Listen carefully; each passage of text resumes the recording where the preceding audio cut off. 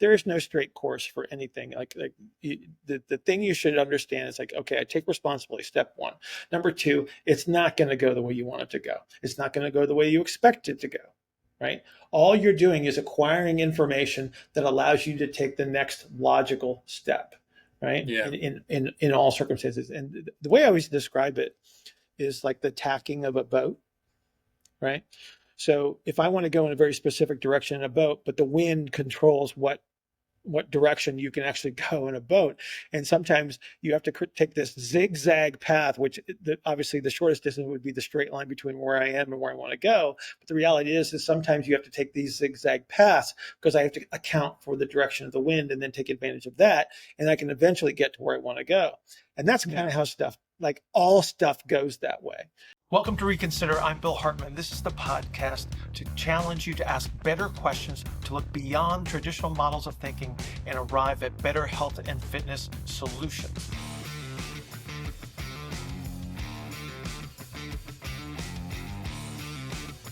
All right. So today we're going to talk about taking responsibility and accountability and the reality of why things haven't been working the way you would want, or why you've continued to fail being your fault. It's just something that is it's a hard conversation to have because a lot of people I shouldn't say a lot of people, but some people are coddled on their way up in their development. Do you think? Yeah. And they don't want to take responsibility or realize that the bad things that are happening to them might be partially their fault. Well, and before we started recording, we were actually talking about this, and I will say it again. It's like the minute you take responsibility for something, you have the capability to act upon it. Until you do that, then you're just either making an excuse or you're avoiding. And so if you took responsibility for everything, right, no matter what, whether you perceive it as your fault or not, the moment you take responsibility, you now have the capacity to influence the outcome. It's the only way, in fact, right? So, people want to blame, a bad outcome, on whatever it might be, but you put yourself in those situations. Like if you go back far enough, right, you can say, oh, well, 5 years ago, I moved into this neighborhood. And then ultimately, it's my presence here in this neighborhood that resulted in this specific outcome, right? It's like you go back far enough, you can create that pathway to where you say, oh, you know what? This is my fault. I am here because of the decisions that I made. Therefore, I must do something about it. And so that's ultimately like the first step, is just say, screw it. I'm taking responsibility for it. And now I can do something about it. Yeah, because in many cases, it's probably your fault. Well, yes, it's the reason why these bad things keep happening. You're sure there are instances of good luck and bad luck. Not as many as people would like to think that there are. But It's like that. It's just they're just things that are happening to you, and you can do whatever you want with that information. But blaming external sources and luck is never going to lead to success. Well, but see, okay, so everything is multifactorial. So this is another hard thing to grasp, because what people will say is like, well, I had this intention, I got the desired outcome, so it's because of everything that I did. And it's like, no, it's not, right? Okay. Because if there's so many factors involved, you cannot account for all of them that are the influence. That is what we call luck. So luck is the stuff that we can't account for that actually has an influence on the outcome. Right? We just can't account for it. So we say, well, you had good luck or you had bad luck. It's like people that are successful in business, right? And everybody says, oh, you must really know what you're doing. No, they don't. There was a timing involved. Like, when did they do something? Who did they talk to? When did they talk to them? Because people will follow the recipes in all these wonderful marketing books, right? And I'm not taking anything away from them, because they're great starting points, right? They give you a chance to start to move forward. But ultimately, you're going to have to find your own path, right? But the people that were successful, they were in the right place at the right time. There were circumstances. Doesn't take anything away from their efforts, because if their efforts would not have been included, then it wouldn't have mattered whether they had a moment of fortune, because you still have to put forth the effort. Like, that's the bottom line. So you got to do the stuff, right? But everybody can do the same stuff, and there will be some people that will be successful, and there will be some people that won't be. And that goes for everything. That goes for everything. Yeah, I mean the results and the outcomes you just have to take as information to do something with. And Right. that It's just that the next leads to step. progress. Yeah, and it's like Absolutely. you're afforded opportunities. Sometimes you're more fortunate to have certain opportunities, but if you don't do anything about them, that's not going to do anything. A lot of it is just sort of like taking control of the information that is a part of your reality. Um, Right. Whether we actually have control over it or not, you need to have the perception that you are making the decision, that you are moving forward, and then you're taking pieces of information based on what you do, and then that helps you take the next step because there is no straight course for anything.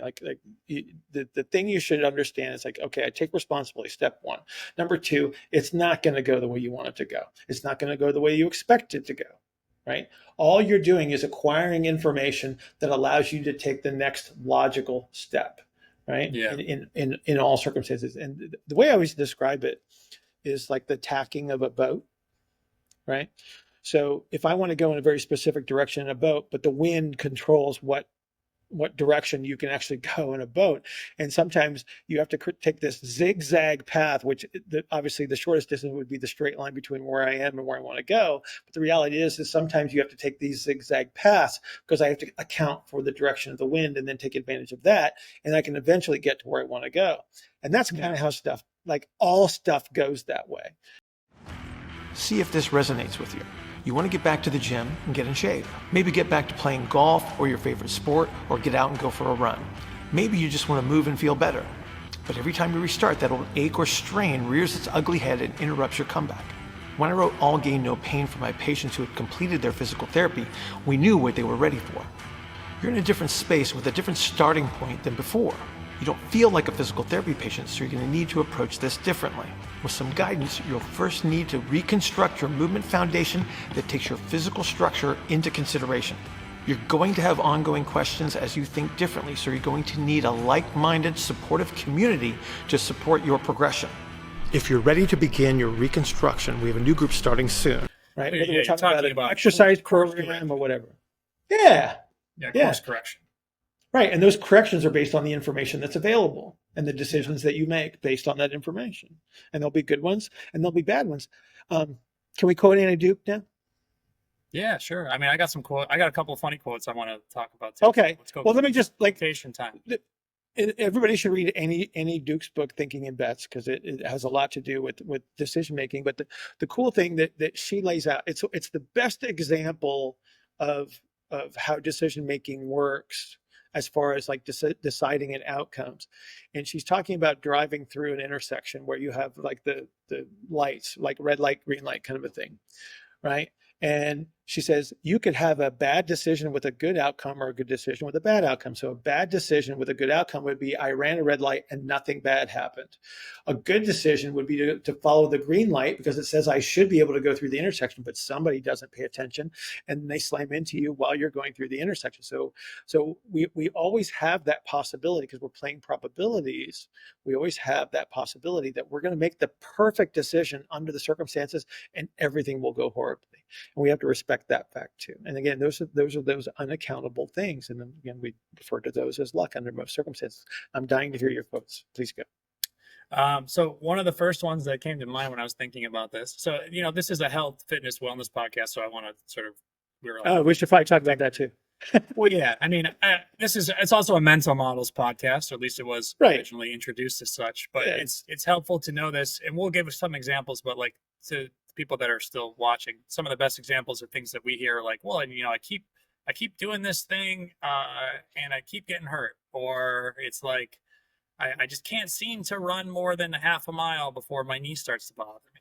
And they think that there's some external source of their luck or their unluckiness that's causing this to happen, instead of realizing that, like, maybe it's how I'm running. Maybe it's the things I do outside of running or don't do outside of running that are leading me to this. It's just understanding that, like, you're the problem and being okay with that. It's because it doesn't make you a bad person. So I'll tell you this directly to the camera. You are not a bad person. But the likelihood of it being your fault that your knee still hurts is very high. Outside of, like, you got in an accident when you were 14 and you have a mechanical change to your knee and it's always going to hurt. Yeah. That might not be your fault. Right. But 95% of the time, it's your crappy running mechanics, the way that you sit at your job all day, the other things that you do for exercise, like your CrossFit WOD or your rucking that you do up the hill with a heavy pack because you think it's great, and it might be great, but it bugs the hell out of your knee. It's your fault. That's not, you're not a bad person, but it's your fault. So anyways, the things that I wanted to talk about were like, I don't remember where this comes from. I think it's a prayer of some sort, but it's grant me the serenity to accept the things. Yeah, the serenity prayer. Courage to change the things I can change, and the wisdom to know the difference. Yes. Now we're in an AA meeting. Yeah, but it's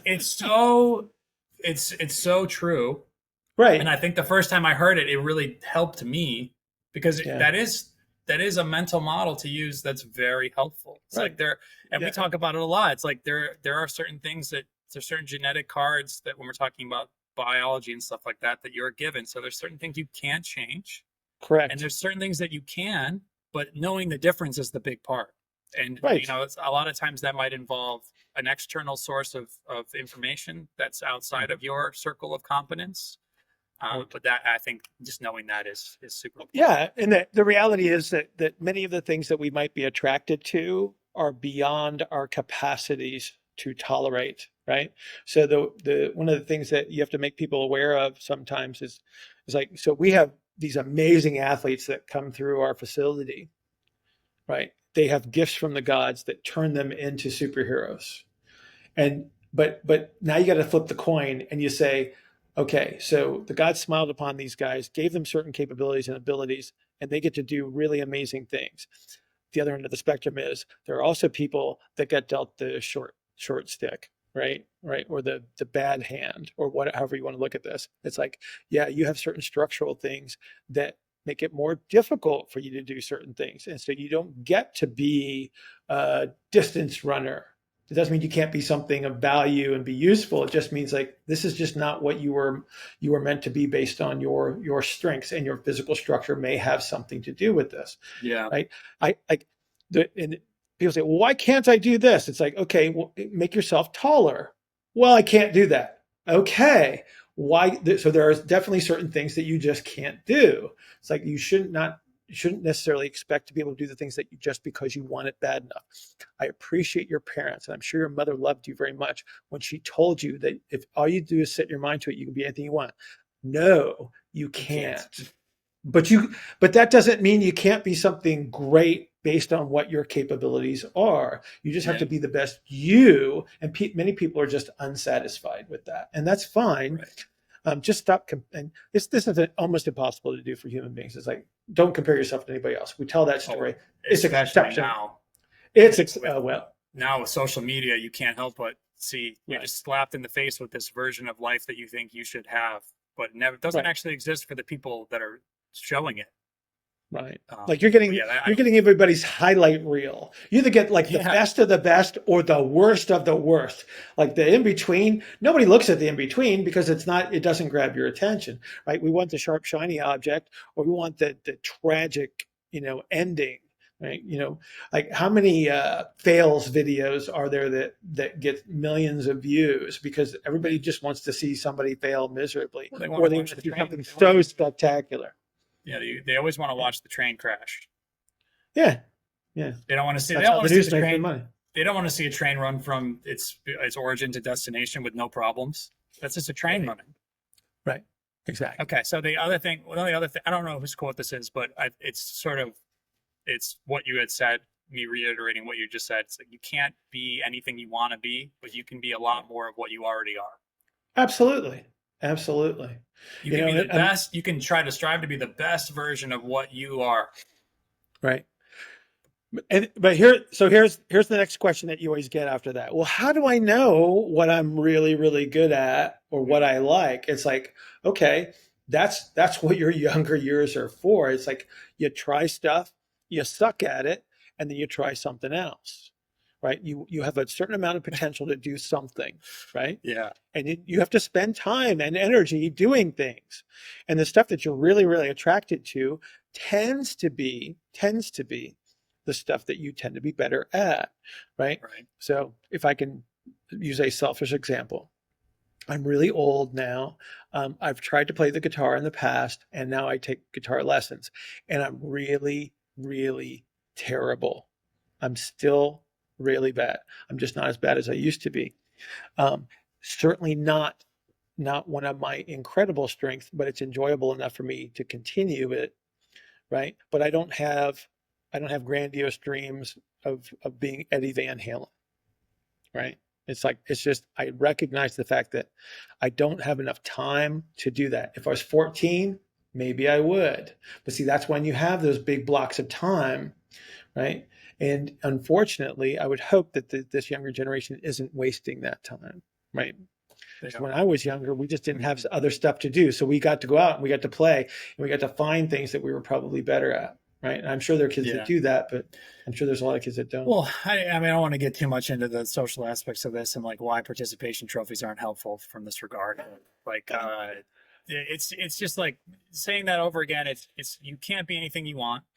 Right. But you can be a lot better version of what you already are, or you can improve upon the things you already have. Try to amplify your strengths and then mitigate your weaknesses to the best of your ability. But one part of the problem is that like when you run up against a failure, this is getting back to what we initially said. You have the option of taking that information and doing something with it. Like you've failed, you have to acknowledge that you failed and take some of the responsibility for it in order to get better. Most people, I'd say younger generation especially, will not do that.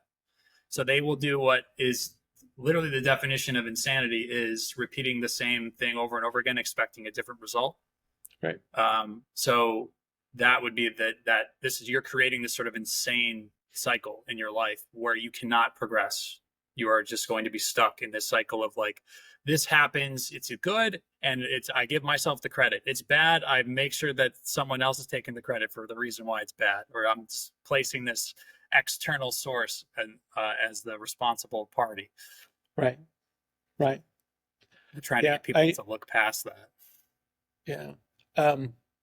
I appreciate, I had interesting parents. Like my mother's a saint, but she was brutally honest, which was really helpful for me. Like, when you're a kid and you start reading comic books and you try to draw the superheroes like in the comic books. Yeah. Like that's. And I was okay. I was okay. I was okay at it, but she would be honest with me. She goes, "Yeah, that's out of proportion. Yeah, you can do better than that. Yeah, that doesn't look like the appropriate." It's like she was really good at, because she's an amazing artist in her own right. And getting that kind of feedback kind of guides you. It's like, okay, so I'm willing to put in the effort and the time to try to get better at this, or I sort of realize it's like, you know what, I tried. It's like I have evolved my potential to the level that I don't think I can get past. Okay, time to do something else. Just keep doing it. I think one of the big things that we're trying to get people to take away is to try to develop self-awareness, so that if you didn't have Bill's mother, you can be your own Bill's mother. No, I get it. I understand. That's something that I definitely didn't develop till later in life, is just not stop complaining and blaming other people for why things didn't go the way you want, and just taking that information and using it to better yourself. Complaints and excuses have never provided the effective trade-off for the desired outcome. It's just not possible, right? Those are things there that appease you, make you feel better about yourself for the moment, and then you still didn't make any favorable change. You still have to do the work. You still have to take responsibility. So this quote doesn't really apply directly, but when it comes to like complaints and blaming external sources, people love to like talk about how everybody sucks and people are mean and jerks and all this stuff like that. And it's like, there's a show called Justified, and the main character's name's Raylan Givens. And there's one episode where he says, it's like an adaptation of a quote I'd heard before, but the way they put it in the show was, if you meet an asshole in the morning, you met an asshole. If you meet assholes all day long, you're the asshole. That's awesome. I love that. Yeah. That's brilliant. It's so true too. It's just like, you think everyone sucks and everyone's stupid, and it's like, if you are really experiencing that, then it's your fault. Right. Like, you're not this singular great person amongst a sea of morons. It's like, you're the moron too. Exactly. It's the Lycus razor. Everybody's. That is true, and we're classifying that's the 12 to 14-year-old intellect, right? Isn't that? Yeah.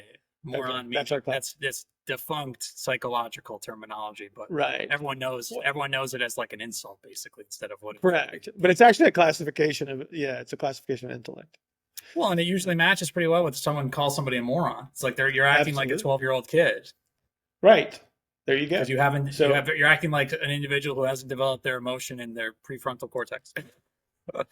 Okay. So, if this gets out and people actually do watch this, we may have like restarted something. It's like, oh, so moron's not this insult. It's just a classification of my intellect. Yeah. But there you go. It's a way to, well, it can be if you're saying someone is, of the psychological emotional age of a 12-year-old, maybe that they'll take that as an insult. Well, you should say that's moronic, and then you save yourself the explanation of the age group, right? There you go. Right. Okay. So I think we touched on everything. I said the quotes I wanted to say. I think maybe we'll give I'm gonna think of a couple of more examples. I know I gave the running and knee pain example of like what this looks like for people in our profession. We're talking about. So we could. It's the idea is like why people tend to feel like, what do we hear all the time? It's like, oh, I keep trying to do this thing and this happens or that happens, and they have all these things to blame, and that what we really want them to do is look at themselves and know that they're the reason this happened. Well, just again, it's like, okay, if you're the victim of something, you're powerless. Yeah. You're powerless as the victim, and you get to play the victim if you're seeking some sort of secondary benefit. There will be people that may treat you differently and give you the pat on the back, pity party kind of a thing. But it's like, I would hazard to guess that most people would prefer not to have that. Right. I think most people are on the other end of the spectrum where it would be great if I could actually influence this. And you just have to understand it's like, yes, you do have an influence. Right. And it may not go the way that you want, but you do have an influence. Like you think about what I do for a living. I put responsibility on people. I say, here's what I think you need to do to make yourself feel better. But I need you to execute this. It's like, I can't do it for you. You have to be the one to follow up. I can see you this many times. I can see you for this length of time. But ultimately, it comes down to what you do and how you execute to the best of your ability that's going to produce the desired outcome. Much more powerful than relying on somebody else to fix you, right? Which again, it's a rare occasion that would actually happen. Reconsider is sponsored by Substance Nutrition. Go to substancenutrition.com. Get your Neuro Coffee, better brain, and Synthesis, better protein, better body. Enter the coupon code RECON, RECON, and get free shipping on all of your orders.